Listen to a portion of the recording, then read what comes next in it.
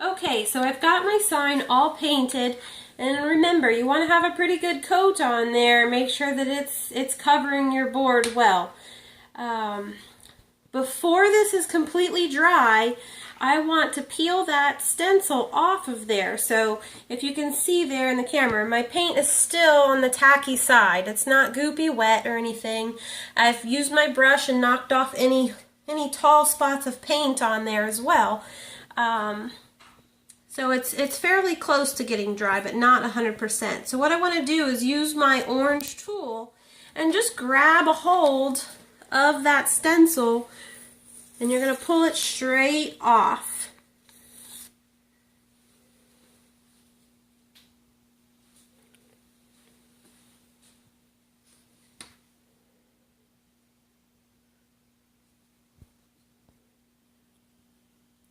Okay, so you can see I've got a little bit of bleed off that happened underneath my stencil, and that's going to be okay. We'll fix it up. And I'd also kind of dropped my stencil on the wet paint where when I pulled it off, it hit that. So before it dries completely, I'm just going to go in and just touch it up a little bit with my smaller brush. Doesn't have to be perfect because I'm going to end up sanding over this, and then I'm also going to be using the stencil, the big stencil that's going to go right over top of that. So no worries at this point.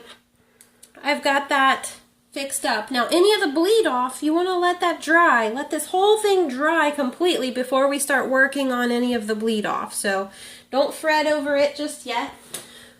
Once you have the stencil pulled off, now it's time to go ahead and use your hair dryer. So I'm going to go ahead and dry my project.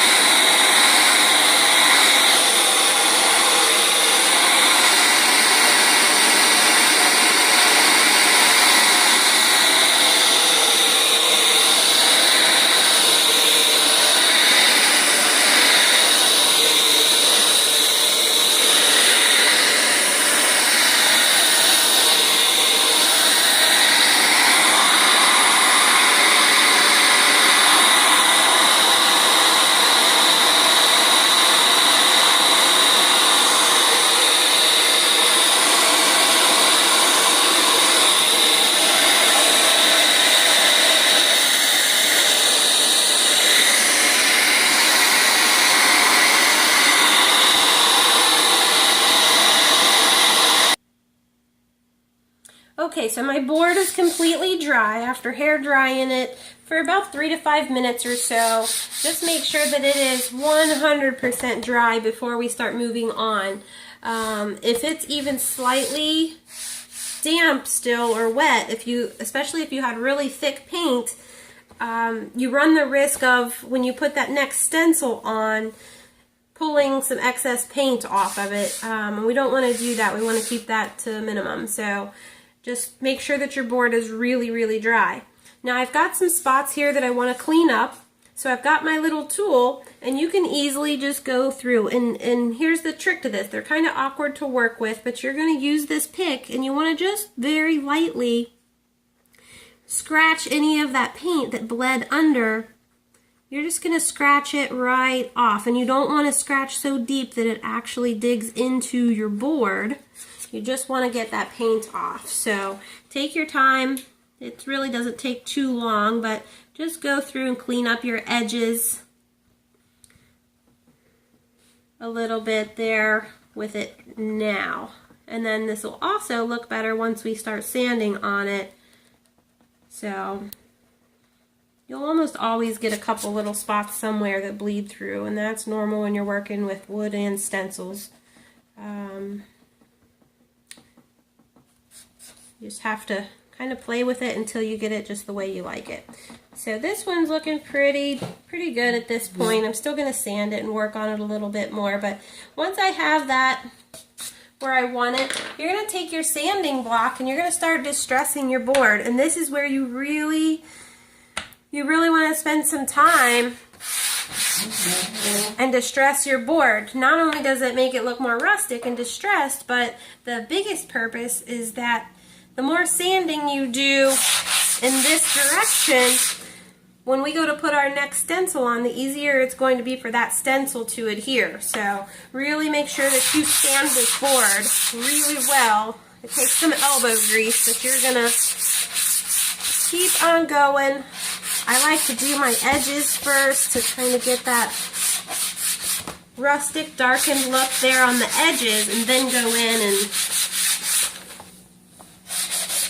do my center. And you're always sanding with the direction of the wood grain. So when you go on top of the board, you're going to be sanding lengthwise.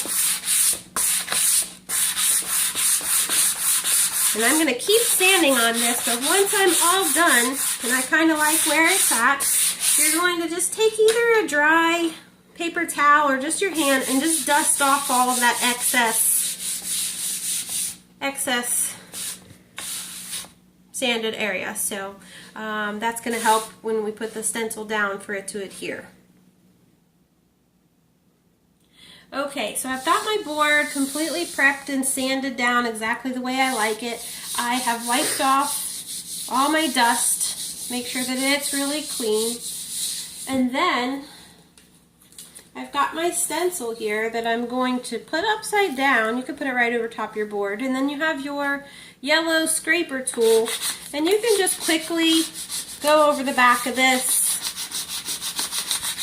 Doesn't take a long time, just to make sure that the stencil is going to adhere to the clear tape. So then I'm going to go ahead and peel off my grid backing, and go slow so you're paying attention to make sure that all of your little pieces, especially the inside of your O's and things like that, are staying down on your clear tape. If they're not, just put this right back over it, press it, and then come right back behind it. So our stencil's ready to use. So we're going to flip this up, and then I like to stand over top of my project, and I like to just kind of eyeball it. If you're really meticulous, you can use a ruler and measure, but I like to kind of just eyeball where I want it on my board. And you have to be careful because it tries to cling to your board, so I try to just hold it over it as closely as I can, and then once I've got it positioned where I want it, lay it down flat, and then you're going to go ahead and get your bubbles out. I like to just use my fingertips and really work this into place.